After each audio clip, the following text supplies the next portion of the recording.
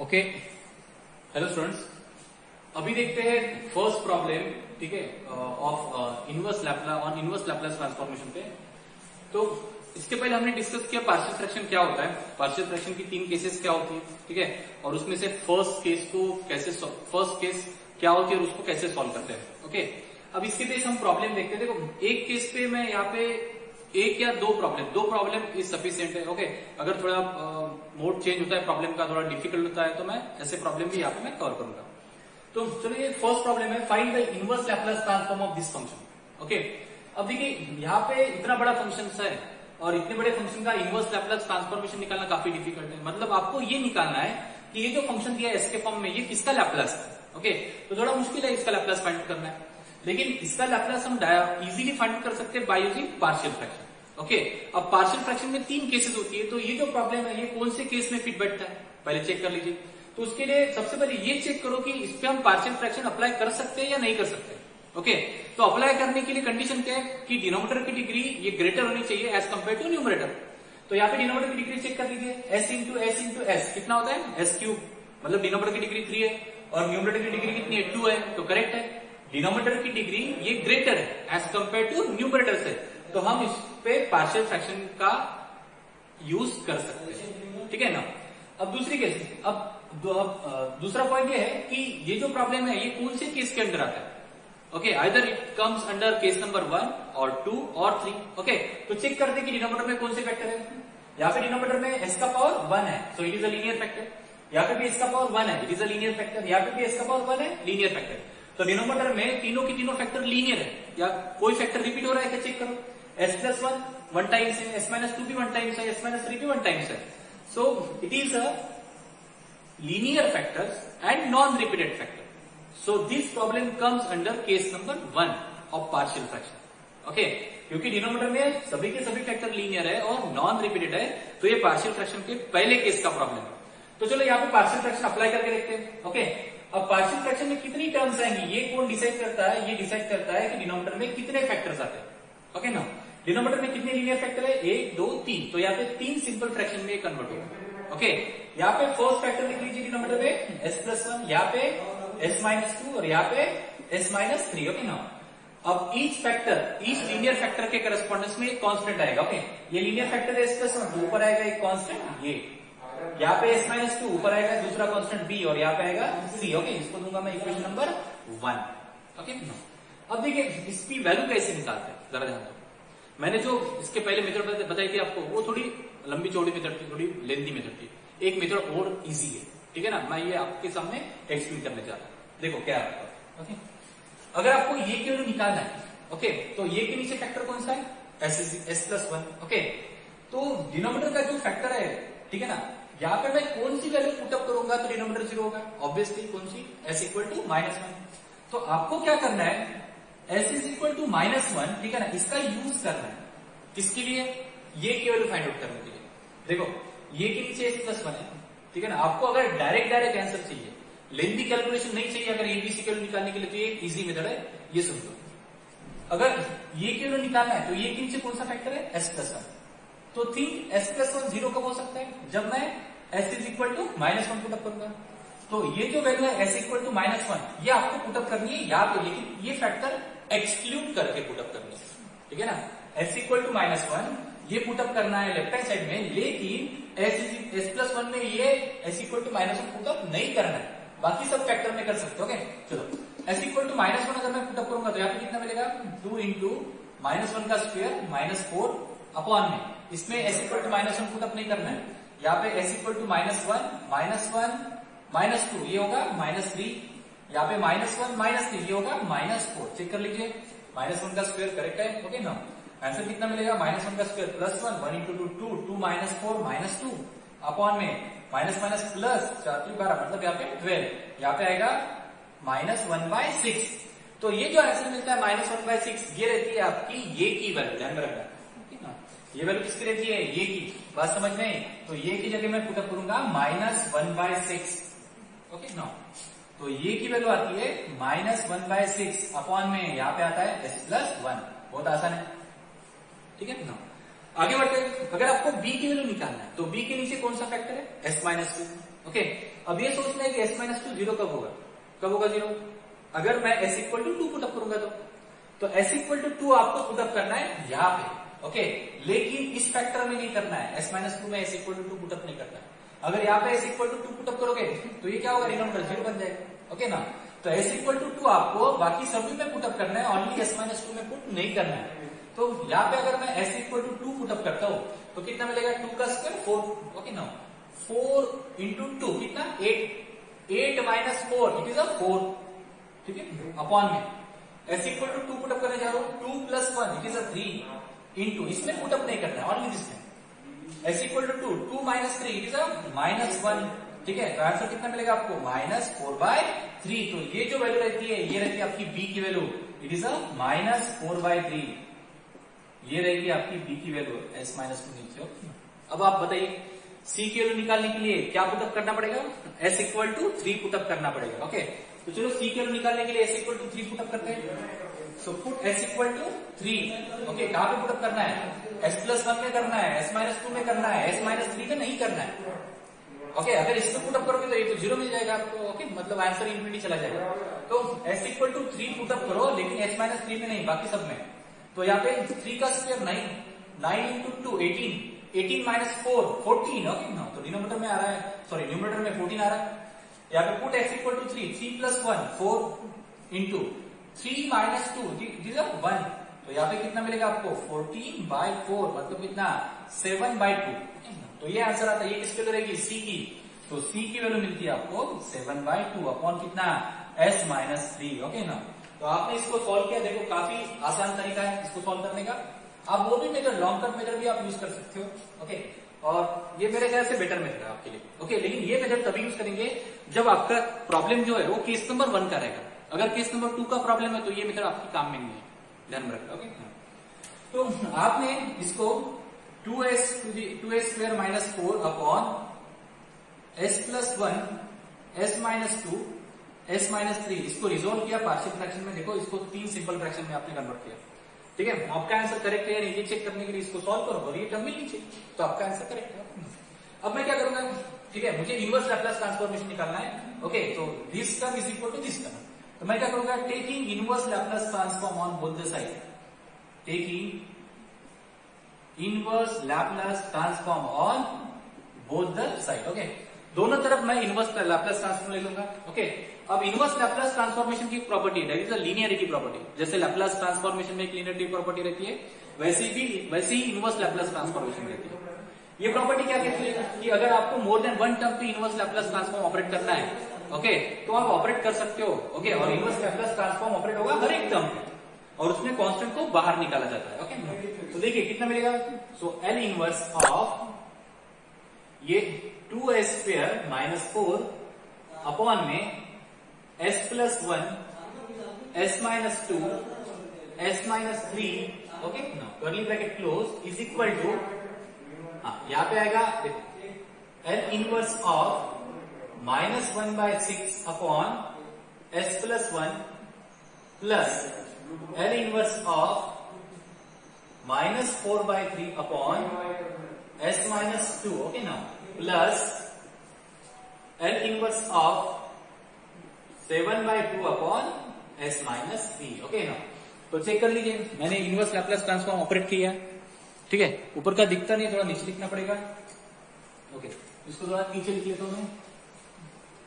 Okay, clear है? Okay, चलो यहाँ पे देखिए, यहाँ पे लिख लेते हैं। तो inverse Laplace transform of 2s square minus 4 upon में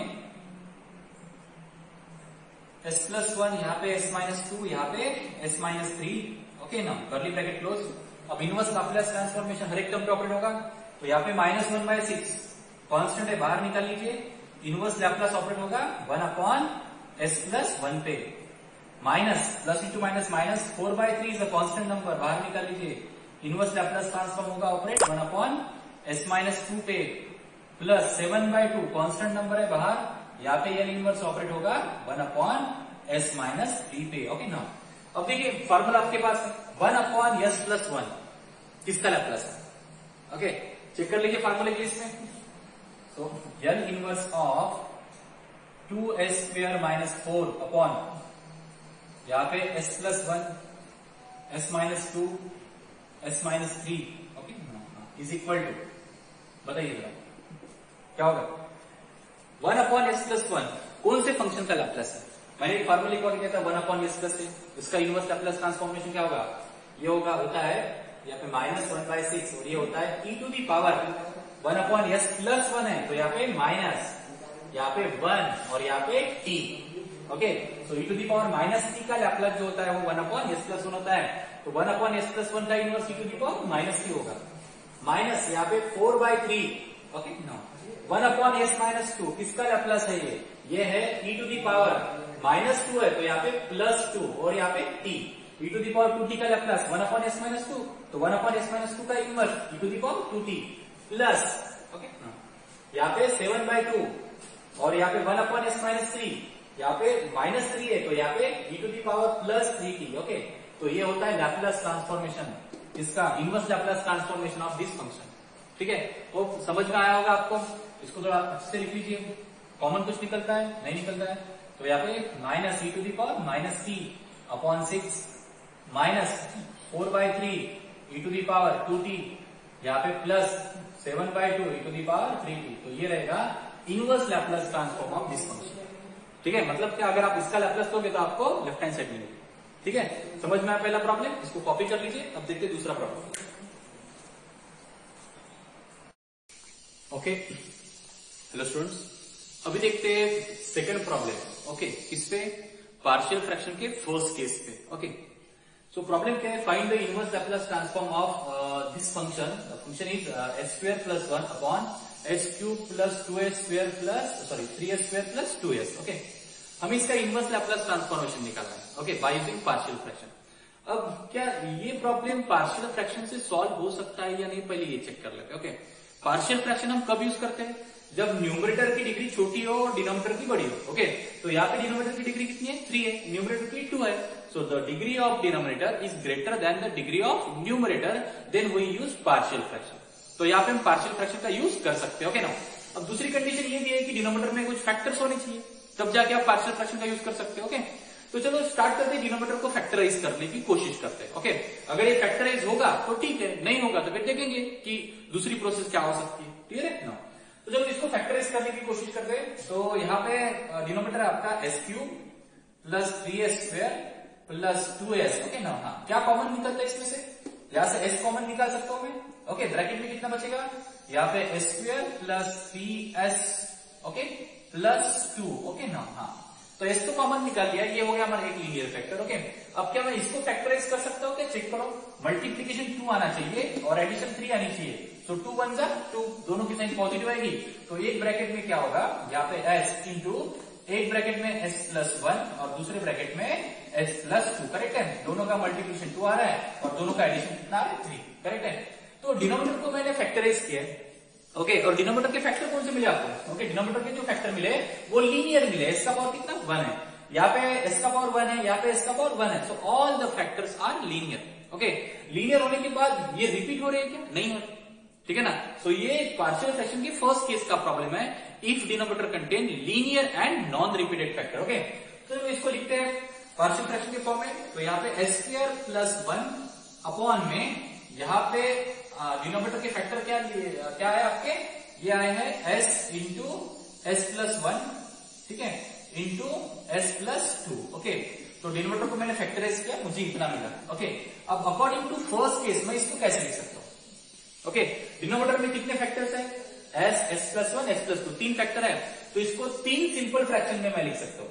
डिनोमिनेटर में जितने लीनियर फैक्टर रहेंगे ओके उतने सिंपल फ्रैक्शंस आपके आएंगे। ओके तो यहाँ पे पहला फैक्टर s है तो यहाँ पे s लिखिए, दूसरा फैक्टर s + 1 है, यहाँ पे s + 1, तीसरा फैक्टर s + 2 है तो यहाँ पे s + 2। ओके अब हर एक फैक्टर के करस्पॉन्डेंस में एक कांस्टेंट आएगा। ओके अगर वो लीनियर फैक्टर है तो s इज लीनियर फैक्टर है तो ऊपर आएगा एक कांस्टेंट ये, यहाँ पे s + 1 एक लीनियर फैक्टर है तो ऊपर आएगा दूसरा कांस्टेंट b और यहाँ पे आएगा c।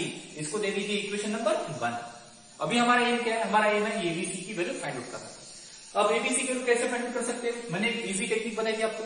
एक लेंथी मेथड भी है जो मैंने डिस्कस किया था। ठीक है मतलब क्या? इसका एलसीएम ले लो, ठीक है।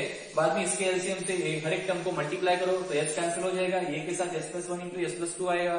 बाद में पुट करो S is equal to -1, S equal to -2। Okay, तो it is a lengthy process. तो इजी मेथड क्या है, देखो अगर आपको ये की वैल्यू निकालना है, ठीक है, पहले कांस्टेंट ये की वैल्यू निकालना है, तो ये के नीचे कौन है, एस है, ये फैक्टर है। ओके, तो यहाँ पे क्या करना है, एस इक्वल टू 0 पुटअप करना है, यहाँ पे नहीं, यहाँ पे राइट लेफ्ट हैंड साइड पे। ओके, देखो अगर आपको ये की वैल्यू निकालना है तो ये के नीचे कौन है, एस है, और इस फैक्टर की वैल्यू 0 कब हो सकती है, जब मैं एस इक्वल टू 0 पुटअप करूंगा। तो जब मैं पुट करूंगा यहाँ पे एस इक्वल टू 0, कहां पे, लेफ्ट हैंड साइड में पुटअप करना है, राइट हैंड साइड में नहीं। ओके, अब देखो लेफ्ट हैंड साइड में कहां पे पुटअप करना है, एस इक्वल टू 0 पुटअप करना है, लेकिन किसमें पुटअप करना है, एस को छोड़ के। अगर मैं एस की जगह 0 पुटअप करूंगा तो ये दोनों के दोनों फैक्टर्स का मतलब डिनोमिनेटर क्या मिलेगा, मुझे 0 मिलेगा। ओके, 0 मिलता है तो ये डिफाइन होगा क्या, नहीं होगा। मैंने ये प्रोसेस है कि ये की वैल्यू निकालने के लिए ये के नीचे जो फैक्टर है उसको 0 ला, ठीक है ना। वो 0 कब आएगा, जब मैं एस की वैल्यू 0 पुटअप करूंगा। जैसे बी की वैल्यू निकालने के लिए बी के नीचे जो फैक्टर रहेगा कौन सा है, एस प्लस वन, ठीक है, उसको 0 बनाओ। तो एस प्लस वन की वैल्यू 0 कब आएगी, जब एस की वैल्यू -1 में पुटअप करूंगा, ठीक है ना। तो ये वैल्यू आपको लेफ्ट हैंड साइड में पुटअप करना है, लेकिन वो फैक्टर छोड़ के। जैसे अगर मुझे ये की वैल्यू निकालना है, ठीक है, ये के नीचे कौन सा फैक्टर है, यस, तो ये इसको मुझे 0 बनाना है। ओके, अब ये फैक्टर के लिए 0 कब आ सकती है, जब मैं खुद एस इक्वल टू 0 पुटअप करूंगा। तो एस इक्वल टू 0 आपको लेफ्ट हैंड साइड में पुटअप करना है। ओके, लेकिन किसमें पुटअप नहीं करना है, एस की जगह 0 पुटअप नहीं करना है, बाकी सब में एस इक्वल टू 0 पुटअप करो, ठीक है, वो फैक्टर छोड़ दे। तो एस की जगह आपको 0 पुटअप नहीं करना है, बाकी सभी जगह आपको 0 पुटअप करना है। Okay, so put s equal to 0, यहाँ पे कितना मिलेगा, 0 + 1 अपॉन में यहाँ पे 0 + 1 मतलब 1 होता है, और यहाँ पे 0 + 2 2 होता है। ओके, तो ये मिलता है 1/2। तो यहाँ पे 1/2 मिलता है, तो यही आपकी किसकी वैल्यू होती है, ये की वैल्यू होती है। ओके, तो यहाँ पे मैं लिखता हूँ ये की वैल्यू कितनी मिली मुझे, 1/2 अपॉन में एस, सिंपल है। ओके ना, आगे बढ़ते हैं। देखो समझ में आया प्रोसेस, आपको क्या किया आपने। अभी बी की वैल्यू निकालने के लिए क्या पुटअप करना पड़ेगा, आप मुझे बताओगे। ओके, हाँ, बी के नीचे कौन सा फैक्टर है, बी के नीचे एस प्लस वन है, तो एस प्लस वन को 0 बनाने के लिए मुझे क्या पुटअप करना पड़ेगा, एस इक्वल टू -1। तो s equal to -1 left hand side में पुटअप करना, लेकिन एस प्लस वन में नहीं करना। अगर एस प्लस वन में एस इक्वल टू -1 पुटअप करोगे तो डिनोमिनेटर क्या मिलेगा, 0, विच इज नॉट डिफाइंड।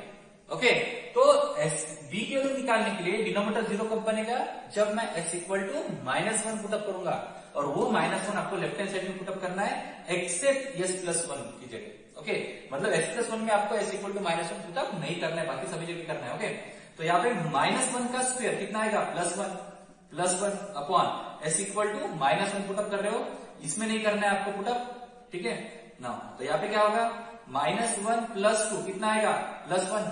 तो यहाँ पे आएगा ऊपर 2 अपॉन 1 इंटू -1, तो ये आंसर कितना मिला आपको, -2। तो b की वैल्यू होगी आपकी कितनी, -2। तो यहाँ पे पुटअप करो b इक्वल टू -2 अपॉन में s + 1। ओके ना, ये होगी b की वैल्यू। अगर मुझे c की वैल्यू निकालना है तो क्या पुटअप करूंगा मैं, c के नीचे कौन सा फैक्टर है, s + 2। s + 2 0 कब होगा, जब मैं s + 2 0 कब होगा, जब मैं s की वैल्यू -2 पुटअप करूंगा। तो s की वैल्यू -2 कहां पे पुटअप करना है, लेफ्ट हैंड साइड में, लेकिन s + 2 को छोड़ दो। ओके, बाकी सभी जगह s इक्वल टू -2 पुटअप करो, -2 का स्क्वायर +4 + 1 अपॉन में s इक्वल टू -2, यहाँ पे -2 + 1 कितना मिलेगा, -1। यहाँ पे कितना मिलेगा, 5 अपॉन -2 इंटू 1 2, तो ये मिलती है c की वैल्यू कितनी, 5/2। तो c मिलता है +5/2 अपॉन में कितना है, s + 2। तो ये हो गई आपकी एबीसी की वैल्यू। इस तरीके से आपको इस कंपोजिट फ्रैक्शन को bye using partial fraction simple fraction में कन्वर्ट करना, तो आपने कर लिया। ओके, आपका बस एक ही काम है, अभी क्या करेंगे आप, यल इनवर्स ले लो, taking inverse Laplace transform. Okay ना, taking L inverse on both the side. Okay ना, तो क्या होगा, so L inverse of, okay ना। अब देखो यहाँ पे s + 1 है, s + 2 है, तो इसकी जगह मैं मल्टीप्लिकेशन करके ये लिख लेता हूँ। ओके, तो यहाँ पे s² + 1 अपॉन में यहाँ पे s³ + 3s² + 2s। ओके ना, अब इसको फैक्टराइज करोगे तो यही मिलेगा, क्योंकि आपको इसका लैप्लास निकालना है, दोनों टर्म सेम ही है, ठीक है ना। आपको जिसका लैप्लास निकालना ना वो टर्म लिखने की कोशिश करना है। ओके, तो यहाँ पे क्या होगा, यल इनवर्स हर एक टर्म पे ऑपरेट होगा, इस पे भी होगा, इस पे भी होगा, इस पे भी होगा।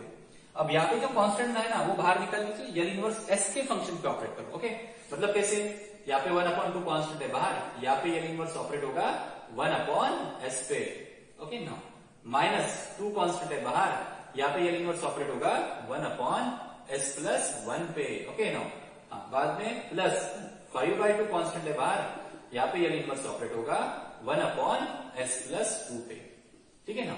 अब टेकिंग एल इनवर्स, ओके क्या फॉर्मूला, 1/s किसका लैप्लास है, 1/s किसका लैप्लास है, ओके इट इज 1, यहाँ पे 1/2 इंटू 1, 1/s किसका लैप्लास है 1 का, तो 1/s का एल इनवर्स क्या होगा 1 होगा, माइनस यहाँ पे 2, 1/s+1 किसका लैप्लास है, किसका है, ओके एल इनवर्स के फार्मूला लिखवा के दिया था, देखो डिनोमिनेटर में s+1 है तो यहाँ पे एक्सपोनेंशियल फंक्शन +1 से रिप्लेस हो रहा है तो -t, ओके -1t, प्लस यहाँ पे 5/2 एल इनवर्स ऑफ 1/s+2 किसका लैप्लास है, ये है e⁻² -2t का।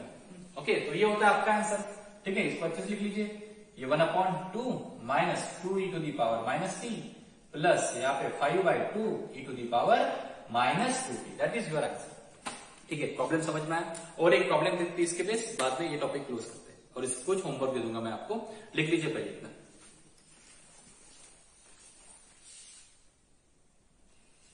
ओके अब देखते हैं थर्ड प्रॉब्लम। ठीक है, ऑन इनवर्स लैप्लास ट्रांसफॉर्मेशन पे, और हम देख रहे हैं कि पार्शियल फ्रैक्शन की केस नंबर 1 के ऊपर प्रॉब्लम। ओके तो next problem is this, find the inverse Laplace transform of 2s² - 1/s² + 1 into s²+4। Okay अब यहाँ पे तो डिनोमिनेटर में क्वाड्रेटिक फैक्टर है, s⁻² है, यहाँ पे भी s⁻² है। ओके ना, अब सर आप तो प्रॉब्लम तो केस नंबर 1 के ले रहे हैं, फिर यहाँ पे एकदम थर्ड केस का प्रॉब्लम कैसा है, ओके ये सवाल होगा आपके मन में। देखिए यहाँ पे क्या हो रहा है, हम प्रॉब्लम जो है केस नंबर 1 पे देख रहे हैं, और केस नंबर 1 कब यूज करते हैं पार्शियल फ्रैक्शन की, जब डिनोमिनेटर में लीनियर फैक्टर होते हैं, करेक्ट है। तो यहाँ पे डिनोमिनेटर में लीनियर फैक्टर नहीं है, कौन सा फैक्टर है, एक तो क्वाड्रेटिक फैक्टर है दोनों के दोनों, और दूसरे इरिड्यूसिबल फैक्टर है। तो क्या हम इसको केस नंबर 3 से सॉल्व कर सकते हैं, यस ऑब्वियसली आप केस नंबर 3 से इसको सॉल्व कर सकते हो। लेकिन अगर ये प्रॉब्लम केस नंबर 1 से सॉल्व होता तो क्या दिक्कत है, ओके ये काफी इंटरेस्टिंग प्रॉब्लम है, ध्यान दो। इसको मैं केस नंबर 1 से कैसे सॉल्व करता हूं, यहाँ पे क्या है, पूरे टोटल प्रॉब्लम में देखो यहाँ पे s² की ही टर्म आ रही है, चाहे वो न्यूमरेटर में रहे चाहे वो डिनोमिनेटर में रहे। कहीं यहाँ पे s की टर्म आ रही है क्या, सिंगल s नहीं, यहाँ पे s² की टर्म आ रही है, s³ की टर्म आ रही है क्या, नहीं आ रही। ओके ना, तो ऐसे प्रॉब्लम को ना आप केस नंबर 1 से भी सॉल्व कर सकते हो। कैसे, जहां पे देखो अगर यहाँ पे s² की टर्म है, यहाँ पे s² है, यहाँ पे s² है, तो s² को कोई दूसरा वेरिएबल अज्यूम कर लो। सपोज करो कि s² को मैं t अज्यूम कर लेता हूँ, यहाँ पे s² को मैं p अज्यूम कर लेता हूँ। ओके बाद में अगर p मैं लिखता हूँ s² की जगह तो p+1 p+4, यहाँ पे 2p - 1, तो आपका जो प्रॉब्लम कन्वर्ट हो जाएगा वो केस नंबर 1 में कन्वर्ट हो जाएगा, मतलब डिनोमिनेटर में कौन से फैक्टर आ जाएंगे, लीनियर फैक्टर आ जाएंगे। ओके ना, तो अब देखो यहाँ पे अगर सपोज करो कि यहाँ पे अगर s होता, ठीक है, अगर यहाँ पे +s होता तो मैं s² की जगह p पुटअप नहीं कर सकता था। ठीक है ना, अगर आप s² की जगह p पुटअप करते तो फिर s की जगह क्या पुटअप करते, ये क्वेश्चन आता है। तो देखो अगर आपको s² की जगह p पुटअप करना है या फिर t पुटअप करना है, ओके तो उस केस में टोटल प्रॉब्लम में s² की ही टर्म चाहिए, s की टर्म नहीं चाहिए, s³ की भी टर्म नहीं चाहिए। ओके तो यहाँ पे सभी जगह s² की टर्म है, तो मैं लेट ऐसा अज्यूम करता हूं, ओके ना, सो लेट यहाँ पे मैं ऐसा अज्यूम करूंगा कि s² की वैल्यू कितनी है, p है।